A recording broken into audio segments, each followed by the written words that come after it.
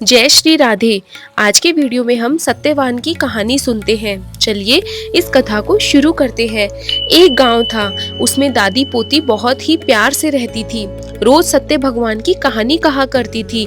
लोटे में जल भरकर फूल रखकर कहानी कहती थी और सत्य भगवान को अर्घ देती थी। जब पोती की शादी हुई तो वो ससुराल जाने लगी। दादी के पास देने के लिए कुछ भी नहीं था, इसलिए उन्होंने खाली लोटे में जल भरकर और फूल रखकर दे दिए और कुछ भी नहीं दिया। पोती रास्ते में चलती जाए और सोचती जाए कि ससुराल में सब पूछेंगे कि तू पीहर से क्या लाई है तो मैं क्या बताऊंगी। इसी सोच में वो चलती जा रही थी तो सत्य भगवान ने सोचा कि इसका कष्ट मिटाना चाहिए। चलते चलते वह रास्ते में कहानी कहकर अर्घ देती जाती और वहीं हीरे मोतियों गहनों का भंडार होता जाता। वह खूब पहन ओढ़कर ससुराल पहुंची तो ससुर ने कहा, बहू तो बहुत बड़े घर की है, बहुत सारा धन लेकर आई है। सासू ने कहा, पड़ोसन से मूंग चावल उधार ले आओ और बहू के लिए खाना बनाओ।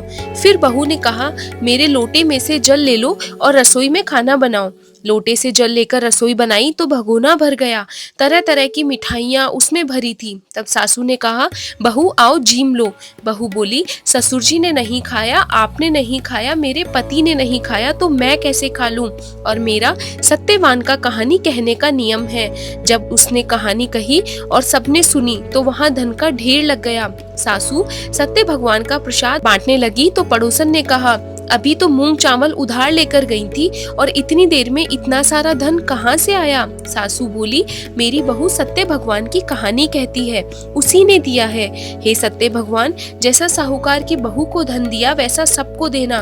कहते सुनते हुकारा भरते सारे परिवार को धन देना, सबको खुश रखना। अगर आपको ये कथा पसंद आई है तो इस वीडियो को लाइक जरूर कीजिएगा, शेयर कीजिएगा और इस चैनल को सब्सक्राइब जरूर कीजिएगा। धन्यवाद। जय श्री राधे।